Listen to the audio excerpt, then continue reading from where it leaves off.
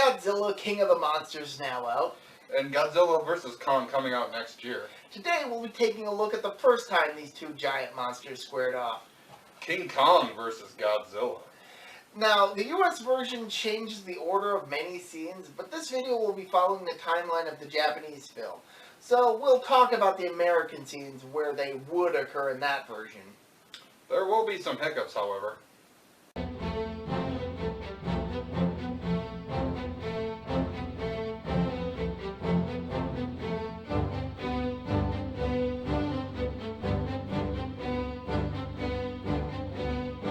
The Earth is talking, telling of what might happen if the planet stopped spinning.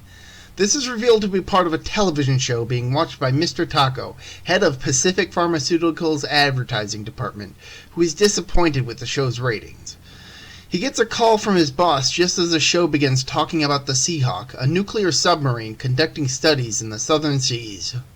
It's the yellow submarine. That submarine is not yellow. Jeez, dude. Why you gotta crush my dreams with cleats? UN reporter Eric Carter reports on a recent earthquake in Chile before shifting to a story about an iceberg drifting towards Asia, mentioning the Seahawks. He also discussed Faroe Island, where a special berry has been discovered to have medicinal properties. What kind of properties? Can it cure the common cold? The flu? My inability to pick up chicks? Tell me!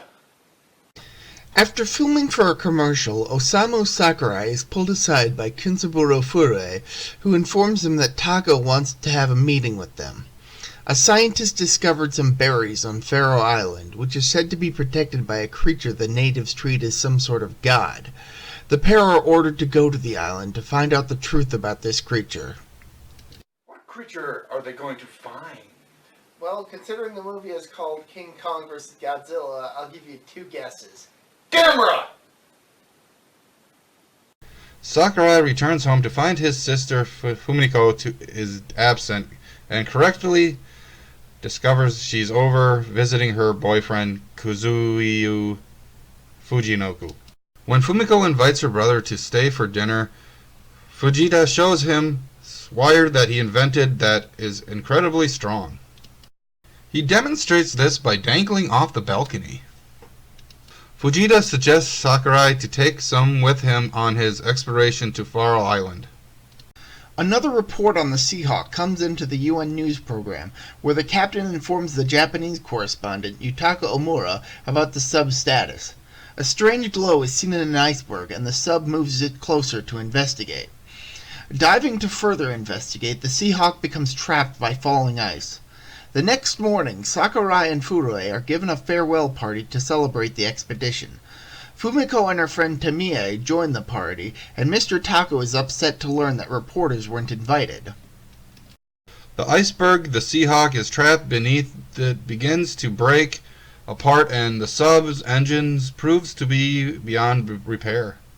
The captain orders a mayday signal to be sent out, leaving them with only the option to pray that someone finds them. When the tremor caused by the iceberg grows more violent and the sub begins to leak, the captain learns that the escape hatch is jammed, dooming the crew and scientists aboard. When a fire erupts, accompanied by a roar, scientists realize they're dealing with Godzilla. Well, that's a bit unfortunate. Unfortunate? Those men are dead! You don't know that. Sakurai and Furue arrive on Faroe Island and are greeted by hostile natives. They are taken to the village, which is in the midst of crushing berries into juice. The translator attempts to explain the situation to the chief of the village, who wants the men gone. Sakurai offers the chief a radio, which surprises the natives when they turn it on. They then distribute cigarettes even to the kids, which goes over incredibly well. The chief allows the men to stay, but offers no responsibility for their safety. The natives then begin praying to their god, with Sakurai suspecting that their god is nothing more than the thunder. They then hear something that sure isn't thunder. Gee, I wonder what that could be. Oh, come on, we've been through this already. It's Gamera! Tammy visits Funoko, who's worried about Fujita. As his ship ventures through the Arctic Sea, Fujita and the captain learn of the Seahawk's distress signal. A helicopter is sent out to search for the missing sub and spots the yellow dye in the water, decides to investigate. They then witness Godzilla emerging from the iceberg. In the US version, Carter reports on Godzilla as if it's a fact that a dinosaur is still alive is something new. Keep in mind, this is the third film to star Godzilla. The Defense Force mobilized to stop Godzilla as the giant dinosaur approaching land, but they should do little to slow the creature. Amuro reports evacuation are being prepared in the affected area. With all the press coverage of Godzilla, Mr. Tako is frustrated that they still don't have their own monster. The admin search the island for the mysterious god when Furue is startled by a lizard. Shooting the lizard arouses the ire of the island god, forcing them to retreat. At night, a village boy sneaks into a storage hut to get some berry juice to help Futo get to sleep when Odoko, a giant octopus, appears. The boy's mother finds him in the hut when Odako attacks it, tearing it down. The natives do battle with the creature as the mother and child struggle to escape the hut. They finally manage to flee when the god King Kong finally makes his appearance. Just me, or is he bigger than the last time we saw him? It's totally just you. Okay. The giant ape battles Odako, forcing the octopus to flee the island. With his dominance asserted, the villagers watch as King Kong consumes the berry juice, moving closer and performing a ceremony as their god lays down to take a nap. That's one heck of a lullaby. Omura reports on King Kong's capture and imminent transport to Japan, and Dr. Johnson explains that the appearance of both giants is incredible. Wait, who's that guy? Oh, he's a character introduced earlier in the American version of the film, but that scene doesn't happen until later in the Japanese version. Ah, okay. Mystery Man. Dr. Johnson also reveals that Godzilla is amphibious. That actually makes sense. Carry on, carry on. With the news of King Kong all over the press, Mr. Tako is happy and decides to go to Faroe Island himself, and comes up with the idea of pitting their monster against Godzilla. The sleeping King Kong is transported across the ocean, and Mr. Tako arrives to supervise the transport, and he almost activates the detonator to deal with King Kong if the ape were to awaken. Tammy informs Fumoko that Fujita's ship has disappeared at sea. Wait, when did this happen? The last time we saw him, he wasn't in any sort of danger. The US version changed it to his plane crashing, which is never mentioned prior to this scene. Fumiko decides to head to Hokkaido to search for Fujita. Umuro tells his audience not to go to Hokkaido. Carter interviews a scientist, Dr. Arnold Johnson, who discusses Godzilla using a children's book. That's another mystery solved by the greatest detective, me! But you didn't do anything. Didn't I, though? Didn't I? No, you didn't. I think I did a little. Nope, not even a little bit. Back with the ship transferring King Kong, a naval vessel boards the ship, and Mr. Tako is charged with smuggling King Kong into Japan, that any damage he causes will be the company's responsibility. Fujita shows up alive and well, which surprises Tomie, who tells him that his girlfriend went to Hokkaido. They then learn that Godzilla is approaching. Fumiko is on the train to Hokkaido when Godzilla arrives, forcing the train to stop. Everyone on the train flees as Godzilla approaches the train. Fujita also arrives to search for Fumiko, who is attempting to flee Godzilla. Fujita finds Fumiko and hides with her as Godzilla passes without incident. That was kind of anticlimactic. The Defense Force meet to discuss how to deal with Godzilla when they learn that King Kong has awoken. The crew tries to cut the ape loose as Sakurai tries to blow up the raft while Mr. Taco tries to stop him, resulting in Mr. Taco pushing the detonator himself. When that fails, they fire on the explosives, blowing up the raft. However, King Kong survives. Amora reports that King Kong is headed towards Godzilla, with Dr. Johnson theorizing that the giant ape can sense the dinosaur and intends to destroy Godzilla. The Defense Force prepares to trap Godzilla in a really big hole. King Kong makes landfall and the admin arrive to supervise the fight that's about to occur. King Kong and Godzilla finally meet. It's over, Anakin! I have the high ground! King Kong throws rocks at Godzilla while Godzilla uses his atomic breath on the forest, scaring the ape off. Was that it? Does this mean the movie's over? Carter and Omuro report on King Kong's defeat.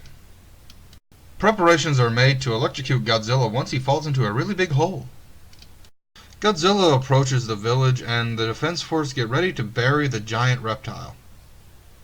A fire is set to guide Godzilla along. Once Godzilla falls into a hole dug to contain him, bombs are detonated to bury him in tons of earth.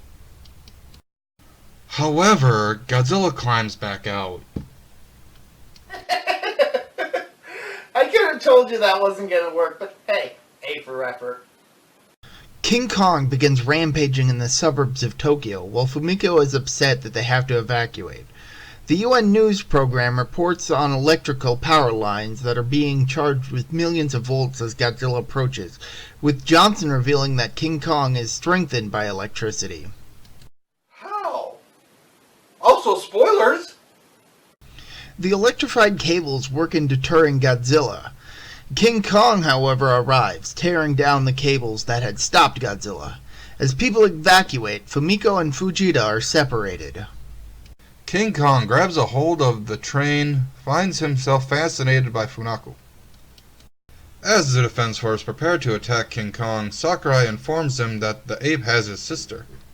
As Fujita rages at King Kong, Sakurai and Fuju recall the ceremony of Faro Island and figure out a way to tranquilize the giant ape. After animal tranquilizers mist over King Kong, Sakurai begins playing drums over loudspeakers, invoking the natives of Faro Island and lulling King Kong into a drowsy state. While King Kong slumbers, Funuku is rescued. With Godzilla still a threat, it's determined to get the two monsters together and destroy them both. That's just crazy enough to work. Do you not remember how their fight from earlier went? What fight? Sakurai suggests they use Fujita's wire to lift King Kong via balloon and transport him to Mount Fuji for a rematch with Godzilla. The plan is a success, as King Kong awakens as they approach the mountain.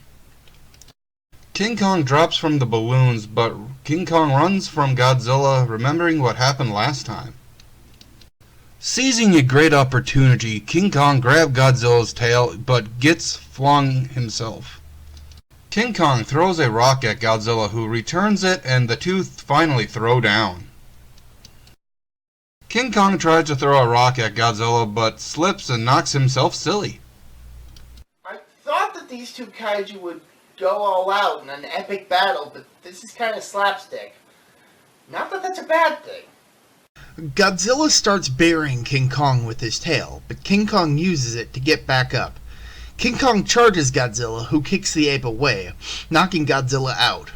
Godzilla tries burying his opponent again and sets the nearby trees on fire. As a storm rolls in, King Kong is struck by lightning, revitalizing him. The big ape grabs Godzilla's tail and flinging the giant lizard around, electrocuting Godzilla with its touch. When Godzilla knocks him down again, King Kong shoves a tree down Godzilla's throat. The battle reaches Atami, where the two end up destroying a castle trying to get to each other. The pair then tumble into the ocean and an earthquake occurs. Only King Kong emerges from the depths, swimming back to Faro Island. Mr. Taco decides to give up King Kong and let him return home.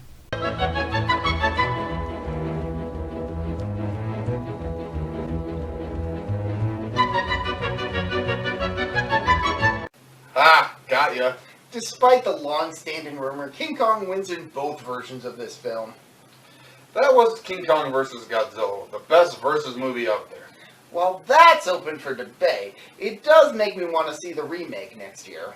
Remake? Dude, this is a rematch for the ages. True, but that doesn't take anything away from this film, which is still solid. Well, it's time to bring this episode of Kaiju Review to an end. But before we go...